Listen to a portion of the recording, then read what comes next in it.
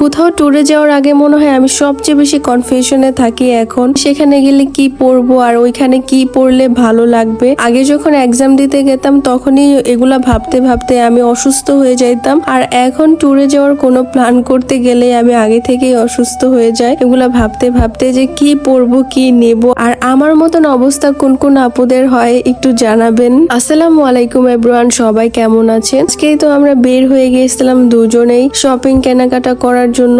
আমরা হচ্ছে একটা ট্যুর প্ল্যান করছি, কোথায় যাচ্ছি কই যাব সেটা তো আপনারা ভিডিওতেই দেখতে পারবেন সামনে। আমরা কিন্তু এইখান থেকে একটা রিক্সা দিয়ে যাচ্ছিলাম, আর এই তো আমরা কিন্তু প্রথমেই মেট্রো স্টেশনে আসলাম, আর এখান থেকে কিন্তু এসে এমআরটি বাসের কার্ডটা পাঞ্চ করে আমরা কিন্তু চলে গেলাম ট্রেনে। মেট্রো স্টেশনে নেমেছিলাম, আর ওইখান থেকেই তো টিসিও ছিল। আর আমার তো সকাল সকাল এত বেশি ঘুম পাচ্ছিল, আর এখান থেকে তো এর জন্য একটা রং চা আর একটা দুধ চা নিয়ে নিলাম। আর আপনাদের ভাইয়া